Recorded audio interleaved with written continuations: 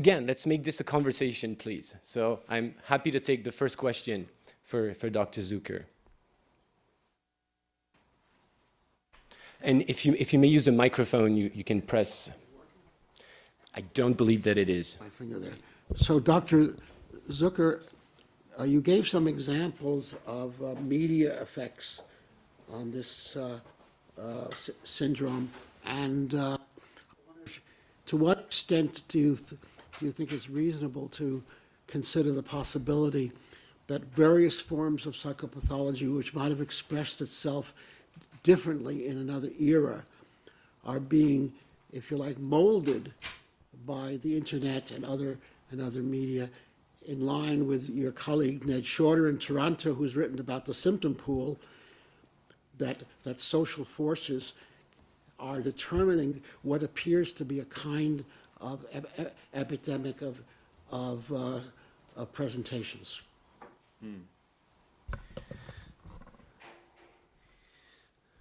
So you're asking about the influence of social media, yeah? Well, there's a new study that just came out in Journal of Child Psychology and Psychiatry that said screen time maybe wasn't as bad as we thought for kids, which made me really happy because I look after my grandchildren once a week and I always have to yell at them not to use their screens because their parents get mad at me if I let them, but now I can say, oh, it's not so bad. And I can go back to looking at my own screen. Not feel like I'm a bad grandparent. But I'm pretty bad. All parents in modern times wrestle with the influence of social media on their kids, right? It's a battle that plays out every day in millions of households across the world. And parents of transgender adolescents will talk about regularly is that they feel that their kids just become absorbed in this particular part of the internet world. But in many respects, that begs the question, right? Because there are other kids who may get absorbed in some other part of the internet world. Now, in Littman's paper, where Littman, based on what parents have to say, she talks about the concept of social contagion, just like Littman talked about how, if you go into the internet world of eating disorders, there are subcultures where they coach each other on how to be a good anorexic. But I think it's an open-ended issue of what is driving what.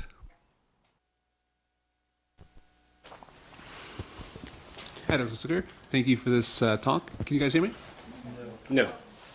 Yes, Come on but now. not through the microphone. Yeah. Okay, I'll speak up as well. So, Can he just hold down the thing? Yeah. So actually, on your first slide, I believe that you identified this. What I've been seeing in the discussion surrounding gender issues, transgender, non-binary, so on, is that there are three different senses of gender being used and perhaps confused in many circumstances. In the first slide, I think you picked up on this. So first one is gender is identical to sex. This is a lot of people's view. Another one is that gender is a social role associated with a particular sex. That's a very common one as well. And there's also the one where gender is identical with gender identity. So the person's felt sense of being male or female, or of a gender. My interest is in children, what is their understanding? So I'm not sure if there's any particular literature on this. I'd be happy to know if there is. But from your experience with working with children, what is their understanding of gender, sex, so on. Okay, I think I understand where you're going.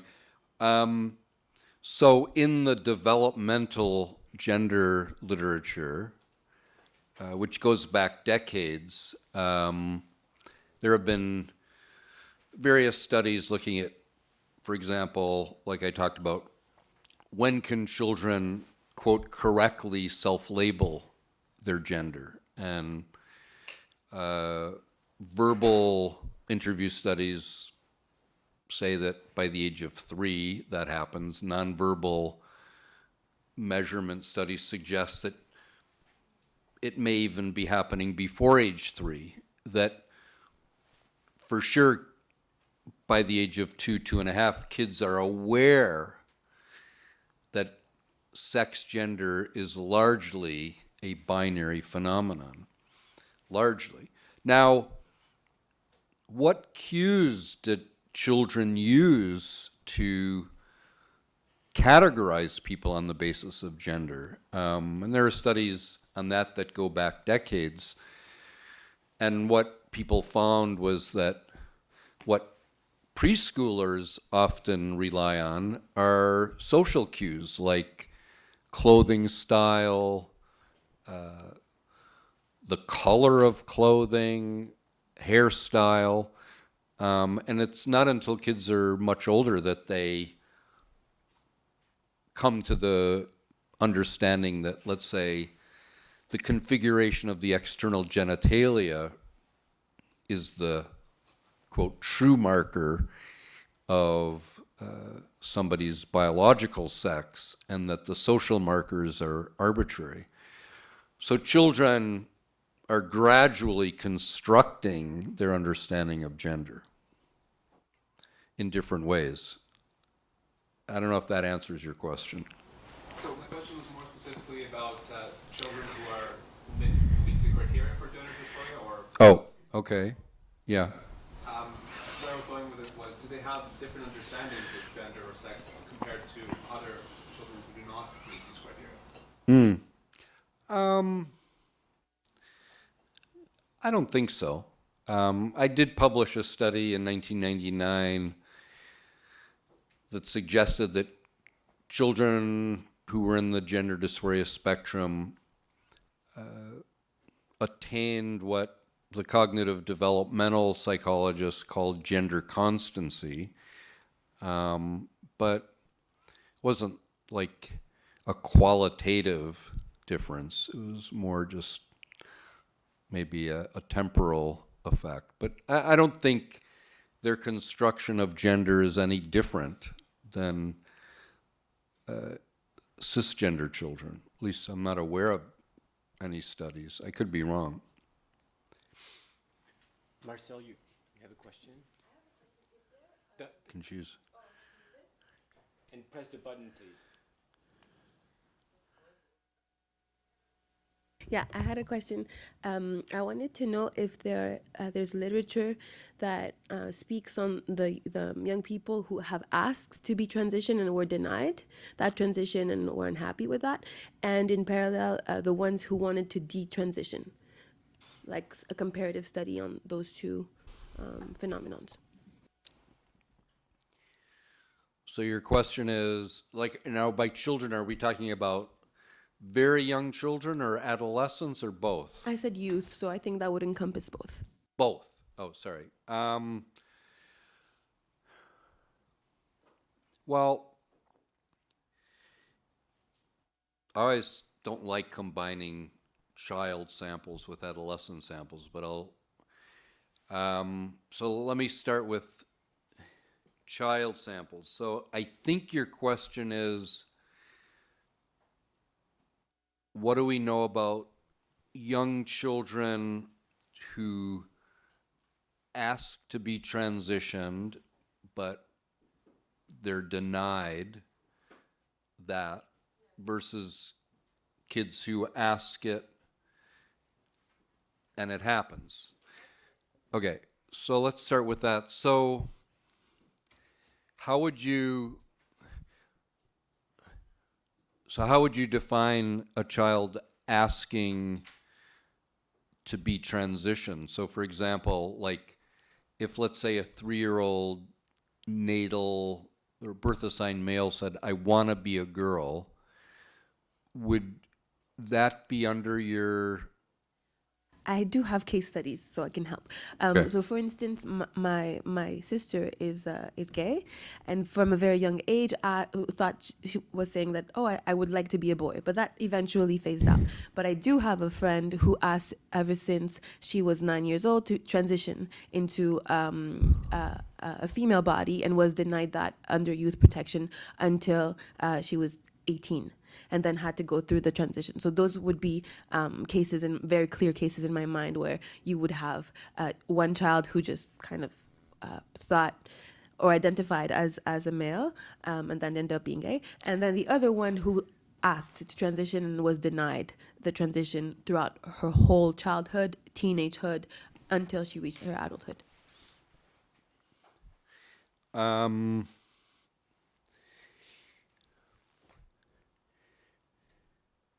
Yeah, it's a great question. I don't know if I have a, simple answer, but it does bring up a very important issue, which I think is thinking about these matters developmentally.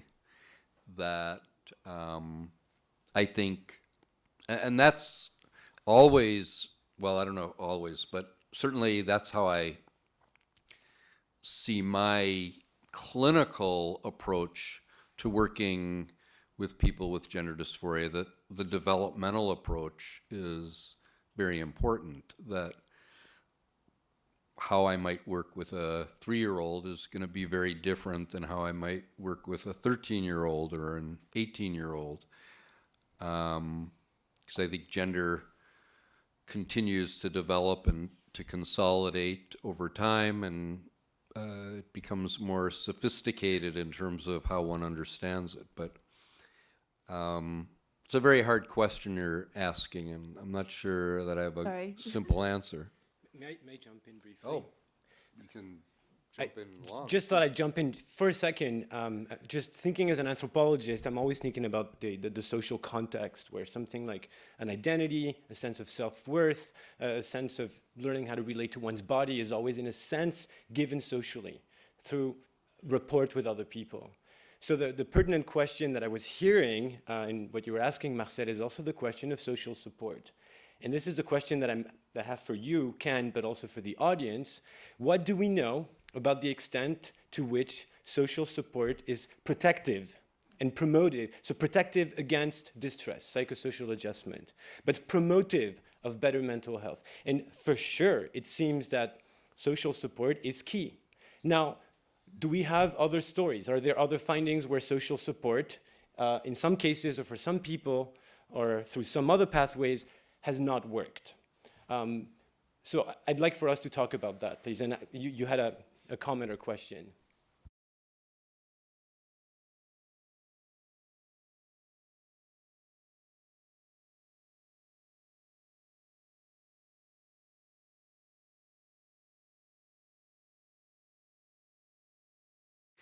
I mentioned that this group from France, they just published a letter in the Archives of Sexual Behavior, and they mentioned that they're collaborating with some people from Montreal. Their argument was that the kids were just suppressing these feelings in the sense that they were not sharing them with their parents. Whereas the parent would say, I never saw anything.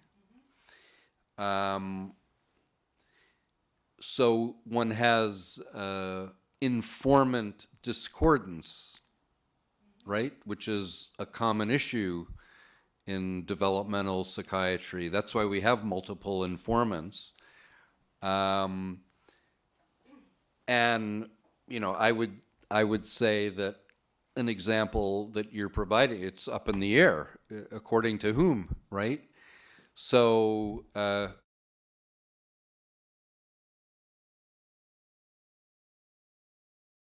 what I mean is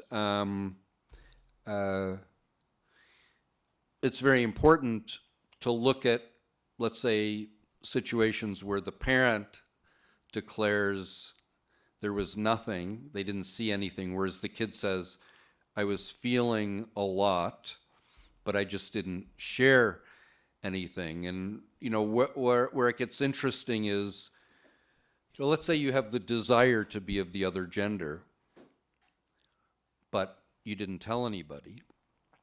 Well, of course, how would the parent know?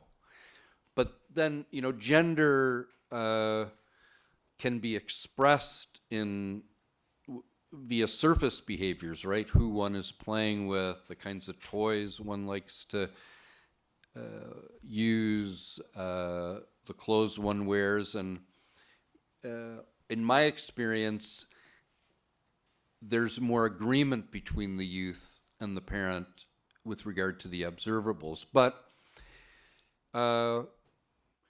I see you're raising, let me just finish and then, okay. So clinically, yeah, clinically, just, you know, over the past few years, this is what I, quote, believe. I think rapid onset gender dysphoria is a new clinical phenomenon. And to that, I would say, so what? Why should we be concerned per se that gender dysphoria may have a new developmental pathway? It doesn't, in my view, invalidate how the youth is feeling. It just means that they're coming to it from a different pathway. And it doesn't mean that as a clinician, I take it any less seriously than if I'm seeing a kid with classic onset gender dysphoria, where I think the debate comes is what's the best way to help somebody with their gender dysphoria. So for example, if you take the Dutch model seriously in terms of considering adolescents being eligible for hormonal suppression.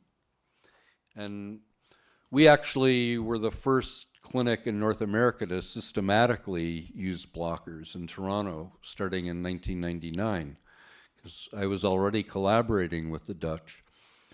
But one of their so-called criteria is that you had to have a lifelong history of gender dysphoria, lifelong in scare quotes. So what if you have a bona fide case of gender dysphoria where the onset has only been 3 months ago?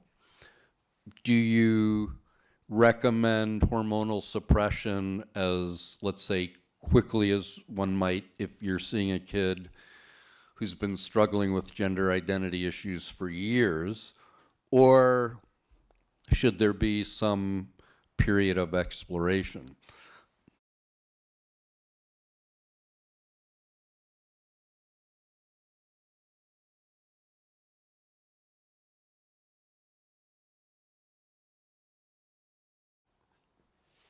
That's a great philosophical question.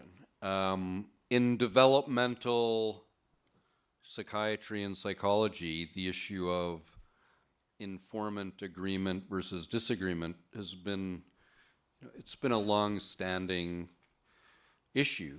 So for example, let me give you a broad general example. Some people say that with adolescents, you get better parent-youth agreement for what's called externalizing behaviors. You know, kids who are acting out, aggressive, stealing, throwing things, whereas internalizing behaviors, behaviors that are directed to the self, there may be less agreement. I worked with one family a number of years ago where a kid was doing a lot of self-harm, cutting. Parents had no idea because the kid just kept it to themselves. Now, let's go back to this issue. Littman's study, it was the first study There need to be more studies that include youth as well, so we can understand areas of agreement, disagreement. And I think privileging one person's experience over another, I think it's complicated.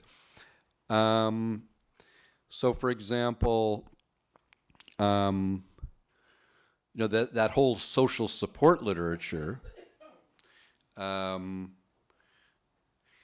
most of it is based on the recollections of young adults or adolescents about parental support or lack of or whatever. But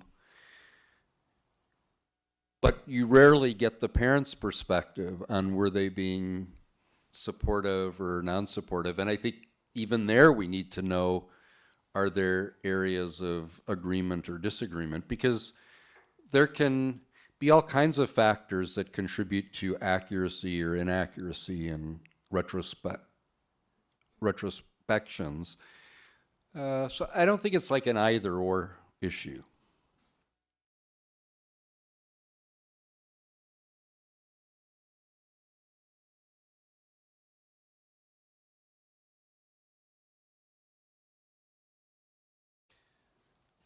Okay, you made a lot of points. I'd like to at least start with two of them.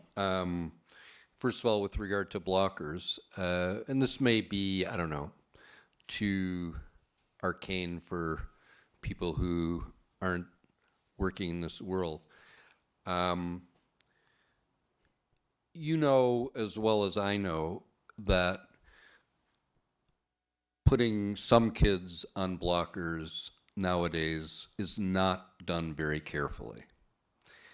So let's start with the baseline. The Dutch are now considered too conservative because they take a really long time to do their assessments. The way they do it, just because of the way their clinic is organized, they have like tons of referrals. They have an army of 40 clinicians. Not all are full-time, most are part-time, but they're busy. They take, first of all, adolescents sit on their waiting list for an average of 18 months. And then it takes another 6 to 9 months before they actually make their recommendation of blockers. So you would think that if a kid is sitting on a waiting list for 18 months and makes it through a 6 to 9 month assessment, they're going to be a good candidate for hormonal suppression. But it sort of defeats the original purpose of putting a young adolescent on hormonal suppression, because it's been like maybe up to 2.5 years. In the United States, parents would never tolerate being on a waiting list for 18 months and then taking a clinician 6 to 9 months to do an assessment. In Canada, they're not as aggressive, but they're close. But you and I know that nowadays, there are some kids who can walk into a pediatrician's office and after 15 minutes, without a good mental health, holistic assessment, they'll be prescribed blockers. But I think it's a big issue. Whether it matters, who knows? Okay. That's one issue. Now, the Olson study, I do want to comment on your interpretation of Olson's study. And I'll preface it by saying I think Christina Olson's research in general is terrific. And I like the work that she's done in terms of measurement. But in terms of the big mental health study that you're referring to, that she published a few years ago, and I hate to get detailed, but it's methodologically flawed in a very serious way. ways. Number one, for sure, it's a non-representative sample of socially transitioned kids, and one has to keep that in mind. They were not ascertained from clinics. You know, she advertised on Facebook or went to conferences, and that's fine, but a non-representative sample, highly skewed towards upper socioeconomic families, which is a big parameter to keep in mind. One could argue, if one wanted to criticize parental report, strong demand characteristics to report that their kid was doing great. But I'll ignore that particular criticism. But here's the key method issue that I have with her data, where she reports that parents on a particular measure of depression and anxiety, the PROMIS, basically had, quote, normal scores. The method issue is that those data were collected at an unspecified time period after the kid had socially transitioned. Olson has no data on what these kids' scores would have looked like before they socially transitioned. And you could make the argument, but there are no data to prove it, that these particular kids who came from a particular social class milieu, they may have been functioning very well before they socially transitioned. Now, what I can say to you, for example, in our data from Toronto, if I look at the general measures we have of behavioral and emotional issues in young children, or children, using things like the CBCL, our very young children, the kids who are like age 3, 4, and 5, really don't have a lot of general behavioral and emotional problems. Apart from the diagnosis of gender dysphoria. In some respects, I've decided that, well, don't yell into the microphone like that. So my point about the Olson study is that I think people are being too easy on it methodologically. Because what if you had actually pre-transition measurement of their general mental health, and they look pretty good even before they socially transition?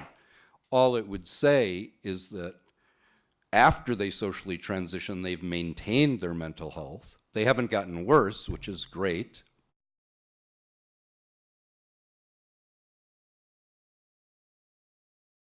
There are many people who want to speak, so I think we will return for sure to the very important perspective you raised. I'm just mindful that some people have had their hand up for a while. So there was this young person over there, and then a young bearded person, middle-aged person over there. Yeah. Yes. Okay. I want to talk about the trans-affirmative approach. I went to a specialist in Montreal who prescribed me testosterone 5 years ago. And it was on, well, it's called informed consent. It was really very easy to 4 hour session, 4 hours consultation, and I got my recommendation. But before that specialist, I saw another very trained specialist who wouldn't give me the recommendation letter. Okay, yeah, so she wouldn't let me transition. She said, you must improve your mental health first. I stopped seeing her, and well, I went to Montreal. I went to a trans advocacy group that said, well, it's bullshit. If you say you're trans, then she should put you on hormones. Yeah. So I explained to my sexologist, to the sexologist in Montreal, what happened in Quebec with the one who said you need to do, you need to feel better before hormones, and she said, well, that's old school. That's totally old school approach. Yeah. So I wasn't questioned about my mental health at all. I mean, apart from schizophrenia, I guess. I regret this decision of transitioning today. But it could have been different if 2 specialists were needed for the recommendation letters that says the same thing, because I saw both. I saw two persons that said different things, but I still had access to HRT. Okay, so why don't we request 2 letters that says the same thing? Thanks.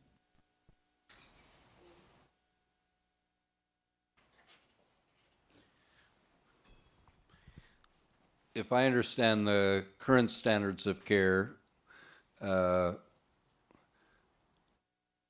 for HRT, you're not required to get 2 letters. I think for No, we're not. Only 1 letter for HRT, then 2 letters for surgeries. okay, I just want to. I'm trying to understand. Are you saying that you received HRT and you're regretting having started HRT, or did I misunderstand you? Yes, it is. Okay. So based on your own analysis, are you comfortable sharing why you regret it?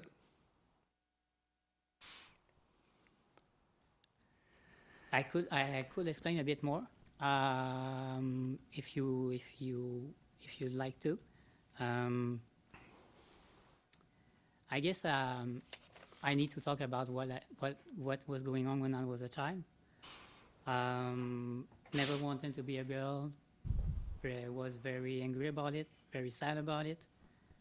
My parents didn't know what to do, but at that point, I never said that. I kept it all for myself, you know. But clearly, I was not doing well. But I was only 27 when I talk about my past gender dysphoria. So basically, I blame gender dysphoria for my depression and anxiety that I suffered lifelong since I was 12, actually. And I got one psychologist, which I had for 2 years. I told her I never wanted to be a girl. She said, well, that could be the root of all your troubles, all your problems. Then she said, but I'm not an expert. I can judge this. I cannot judge that. So we parted ways. She wished me the best. But before we parted ways, she said, try to see if there's other options than transitioning. She would mean, don't you ever try to love who you are as you are. Never learn to do that. And I was just only thinking about transitioning at that point. But I forgot the most important thing before. Did I just try to accept myself? Just trying and talk about it. Yeah, instead, I just used transitioning as an escape. So I escaped myself, basically.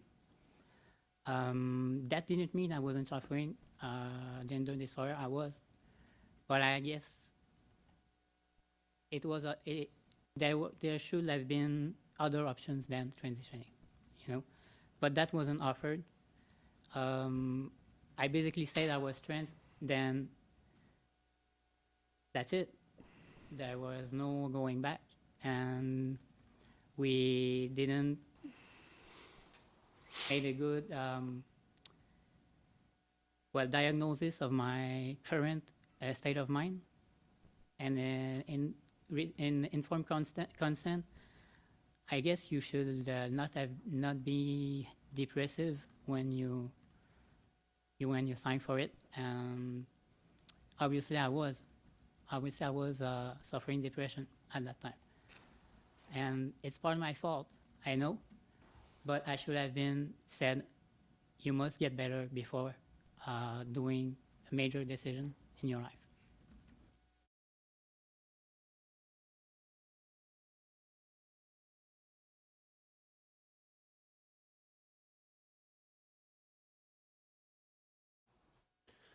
Just a pause to acknowledge the bravery of these perspectives. I really appreciate this, and again, we're not competing for anybody's experience here. You know, both experiences are true, and we're hearing them and we're listening. And so I just want to say thank you to both of you.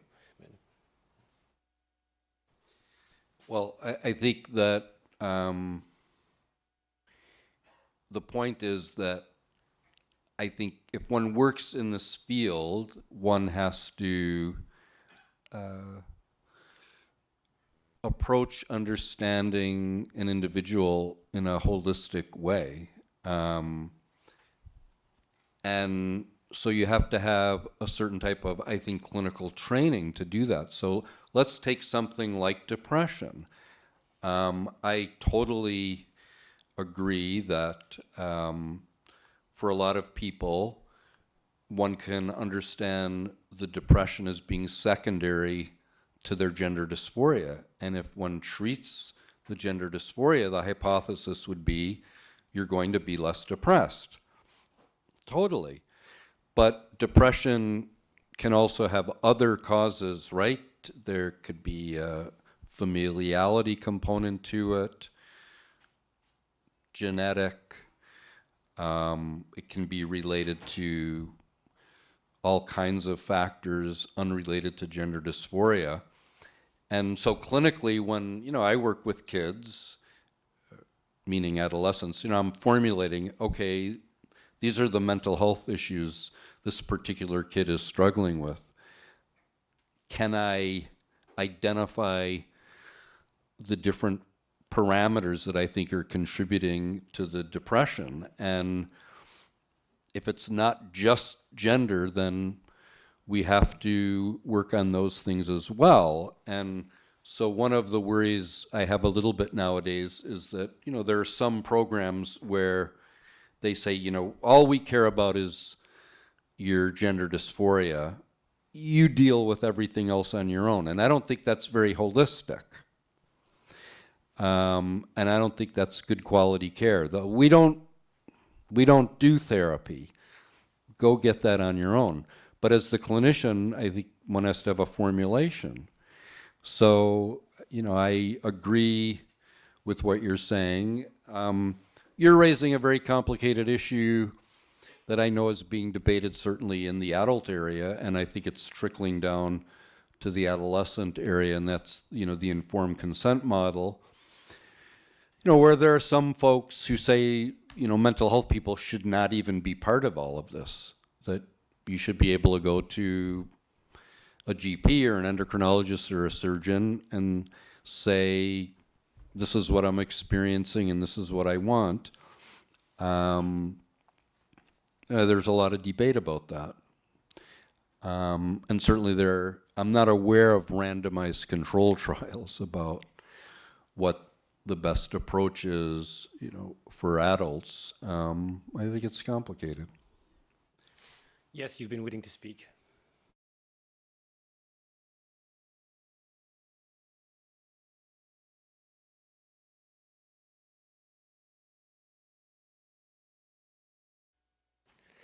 Thank you. I'm really glad you raised this point. And first and foremost, I'm really glad you're here. That was the point. You're here and you're voicing something that is for sure not just your perspective, but that's shared by very, very many people. And all I can do really is again acknowledge this. And I wanted to begin, and I did begin with the opening remarks, by wanting to state and to acknowledge the concern and the dissent, and it is there. And I'm really again so glad that you came here.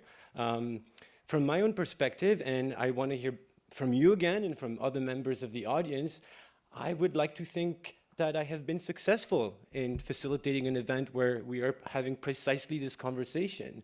I also wanted to acknowledge the other stakeholders, the other voices, the other perspectives, like those of the parents, those from many different clinical perspectives, those from desisters and detransitioners, and we have heard from them and we're hearing from them, and I think that is a really good thing. And as I acknowledge, the conversation that I understand it takes and will continue to take is an uncomfortable one for all of us. It's a brave one for all of us. But again, thank you. I agree with a lot of what you're saying. You are here and it's good.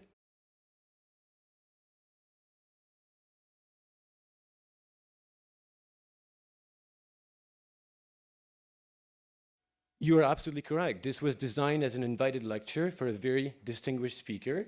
However, extension was extensively, invited and passed along for many people. But and I'm learning and I'm taking, this feedback. I think I am perfectly happy to acknowledge that had I had a little more time in planning for this event, planning for perhaps a longer event, a series of events. Perhaps more formal voice given to different perspectives, that would have been very judicious. However, this is a university. We routinely, daily, weekly invite speakers who are experts in their own fields. They're given a platform, they're given time to speak. And of course, members of the academic community and the public come, as you are doing right now, again, thank you, and engaging in the discussion. And I will also point out, speaking on my own behalf, speaking not on behalf of McGill, the Department of Psychiatry, et cetera, that it is for sure the case that if you go outside of the culture wars on the internet, if you go outside of a university, there's still a lot of stigmatization, pathologization, homophobia, horrible things. However, in a university context, there is very, very, very little space for conversations that depart from what you have called, the politically correct. But again, if I want to make one final statement about my own intention, is that I am not here today. I'm not here as an academic to fight in the culture wars. I am here to facilitate reconciliation, forgiveness, hospitality, and conversations that for sure will not always be easy. I have a question for Dr. Zucker, actually. We can move on. I'm curious about how treatment goes with young children, pre-adolescent, but also referrals of little kids, because what I often hear is that a point of referral is that children, the observable indicators often are the child chooses, clothes and toys of the opposite gender. And so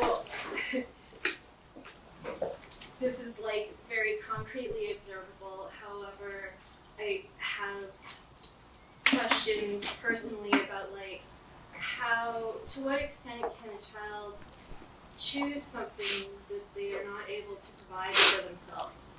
Also, I wonder how do you parse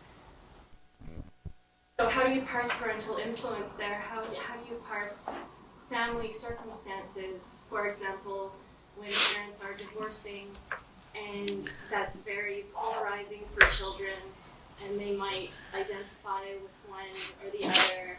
Also, children, I'm a child of divorce, you observe how enraged one parent or the other is by their ex, and you get very absorbed, consumed by concerns for your own safety as a kid, concerns for your parents' safety, and you become extremely accommodating, like as accommodating as possible to the parent you perceive as the most stable.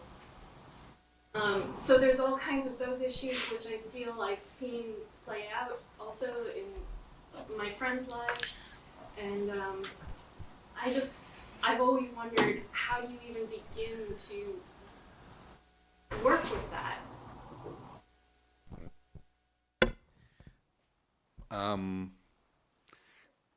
It's a great set of questions. Some are easier to answer than others.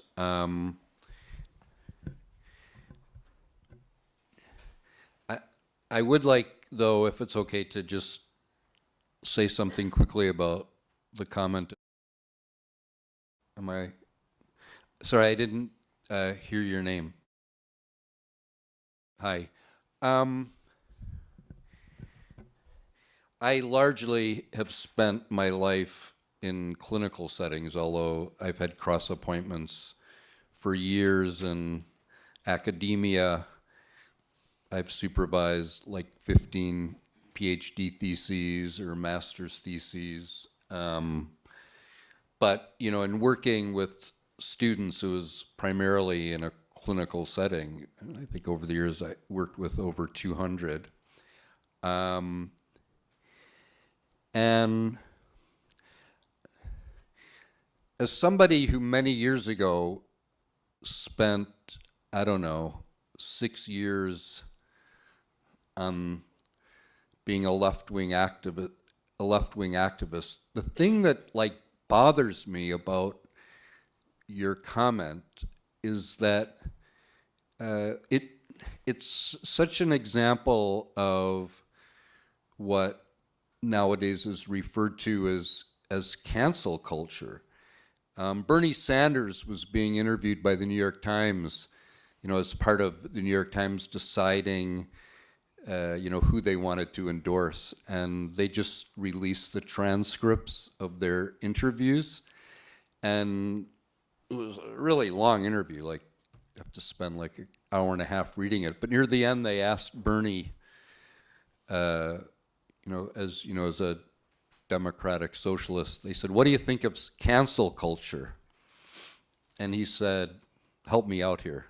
He had no idea what they were talking about, although Barack Obama has talked about cancel culture. And I guess what disappoints me, having been a veteran of the left, is that it's hard to tell the left from the right anymore. That you're essentially arguing for a kind of repression. Like, I don't like what he has to say, so why did you invite him? And in fact, disinvite him.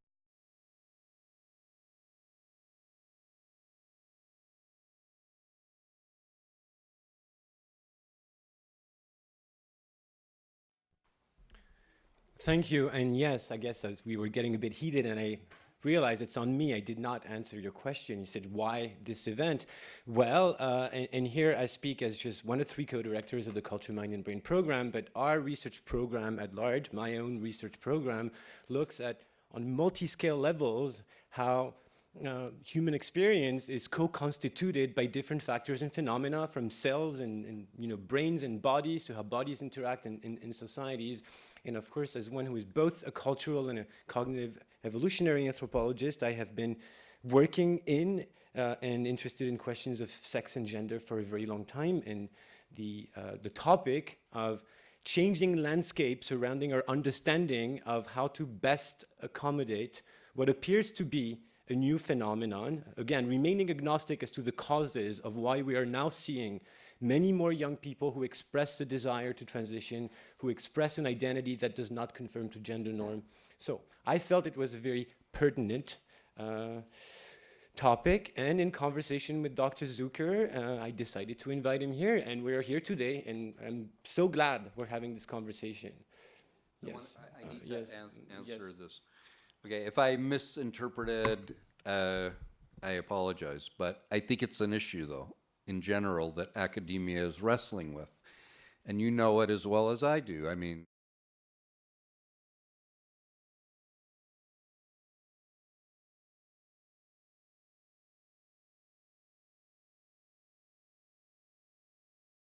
first, let me go back to your question. So you asked, I think, two primary questions. First, reason for referral, like how, because in 99% of prepubertal children, a referral to a professional or a clinic is initiated by a parent, or it's suggested by a teacher or a relative.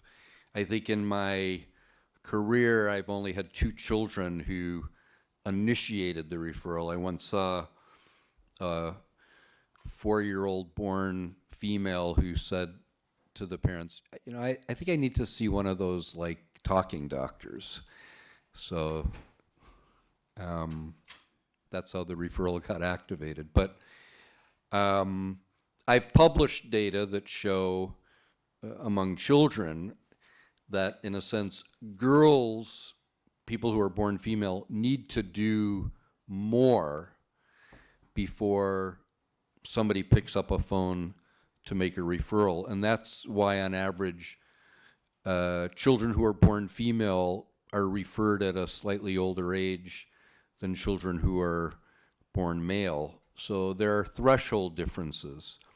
And we've shown that in Toronto, it's been shown in Amsterdam, it's been shown in London, England. And I think for each family, you know, it's a suite of behaviors, but eventually the child does something that crosses the line, so it makes parents concerned, whether it's a child crying uncontrollably, that they want to be the other gender, or a child trying to cut off with a scissors the genitalia of a sibling, or a child wanting to go to school wearing the clothes of the desired gender. So there are threshold differences. Now, you know, your question of how does one parse things, wow, well, that's like, you know, one of the Nobel Prize questions. You're asking about, you know, what are the causal mechanisms involved in the development of gender dysphoria. And just like researchers for years have been studying typically developing children, I don't think, you know, there's a consensus. People have very strong theoretical views ranging from, you know, a complete gender is socially constructed point of view to a complete biological essentialism. But, you know, most people, you know, advocate for a, you know, biopsychosocial model, although that's kind of like warm and fuzzy and a little vague. But, you know, the precise mechanisms, that's a big question. Invite me back sometime. Yes, you've had your hand up for a while. Yeah. So in response to the process question brought up, I think that's an excellent point. I'm actually a philosophy student here at McGill, and I'd like to bring in a philosophical perspective, if I may. So there's a classic paper by the, yes, I speak up. So there's a classic paper by the philosopher, political philosopher, who's called Joshua Cohen, I believe, from University of Chicago. He identifies basically 3 main aspects that are protected by protections for freedom of speech, which is the expressive interest of the person wants to express himself.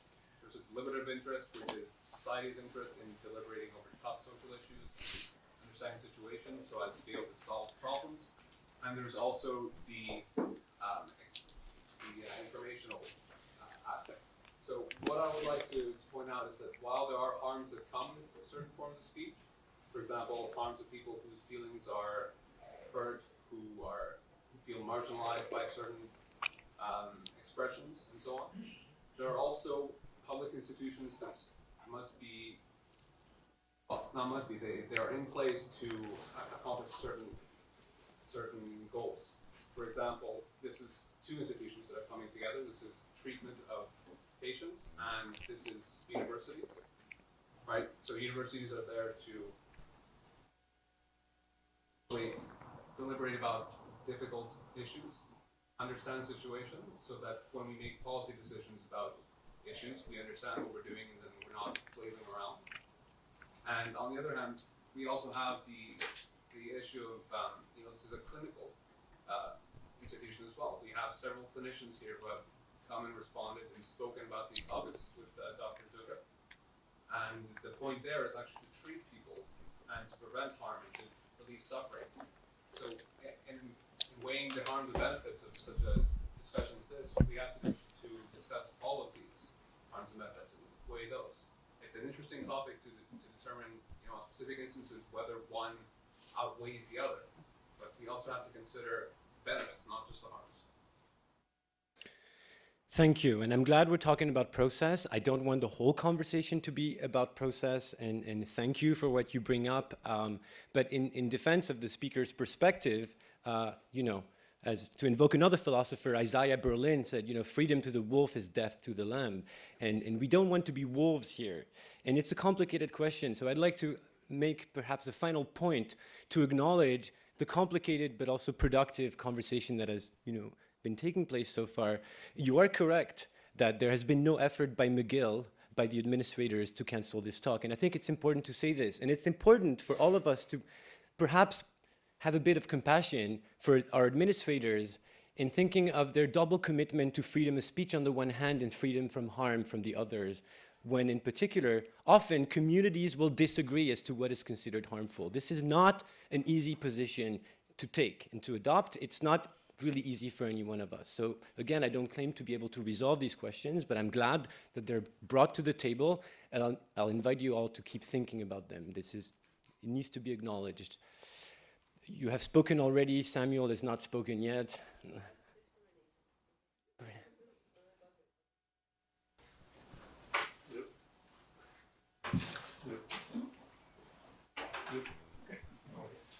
You'll have to use your stomach voice. Yes.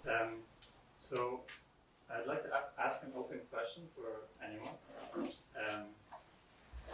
So what I heard at one point was that kind of clinicians not really providing therapy, and so that raises the question for me of what is the therapeutic aspect, or where is the therapy, and in particular, it reminds me of Carl Jung's sense of historical continuity, that is of not looking at, linking the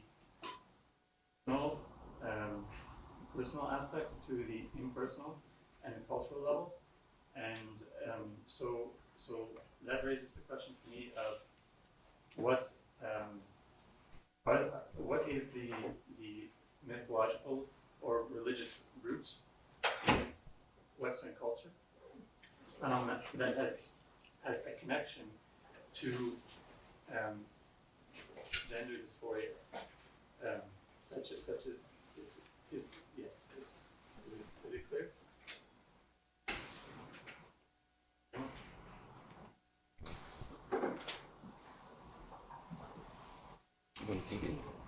No?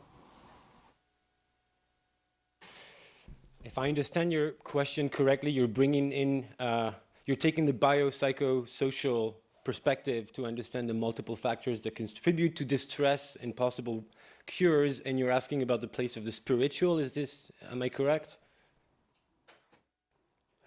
Because if so, that is not a question that I think, certainly not one that I can answer. I cannot speak for Dr. Zucker. I think it's an important question to pose. Mm-hmm.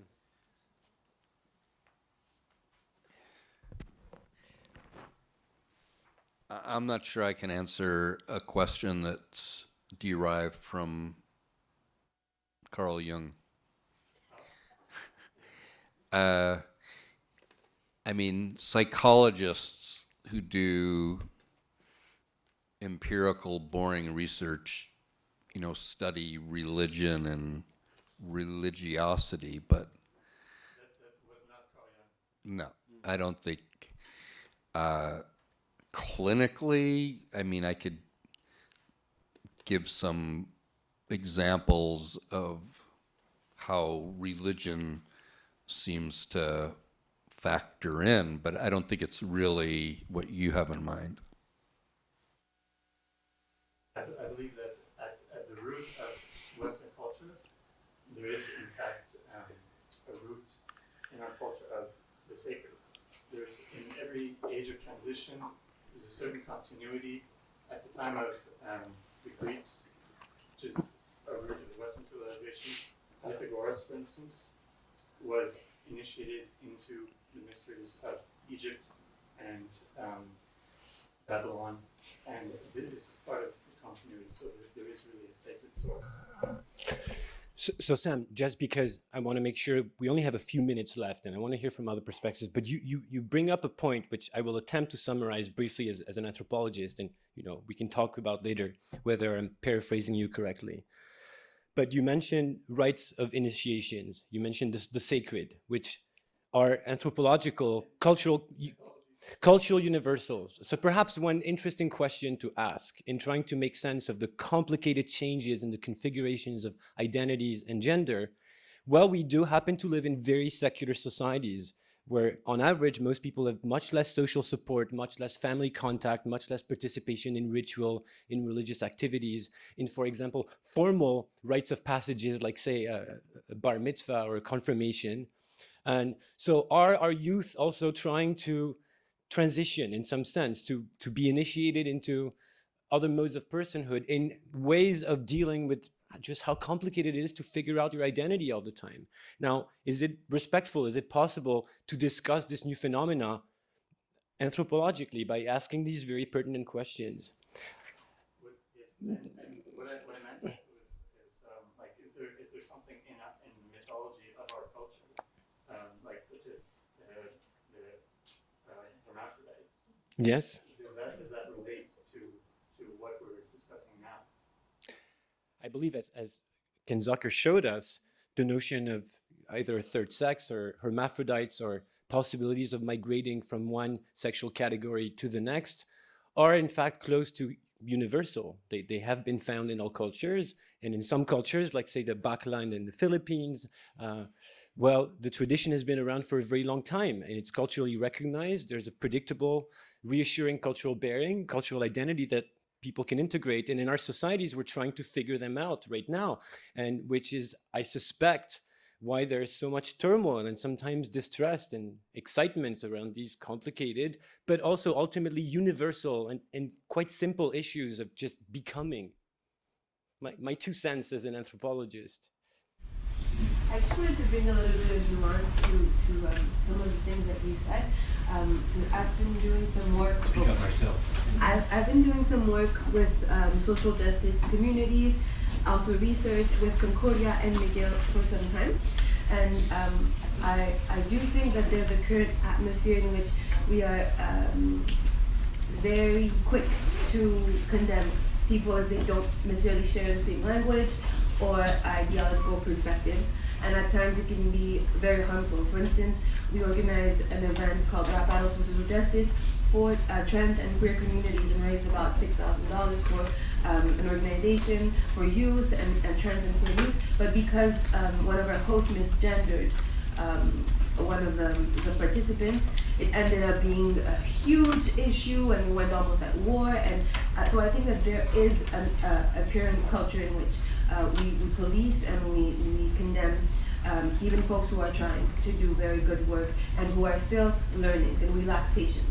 But on the other end, I do think that sometimes Professor Bessiak capitalizes on the shock factor, and that isn't necessarily helpful towards sharing spaces in which we can all kind of learn and grow.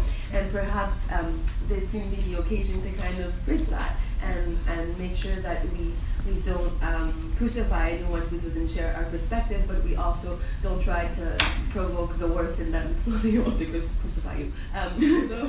So thank you. And on this note of embarrassment, because I really don't want this to be about me, I just want to again thank everyone for coming for this conversation, which I hope is only beginning.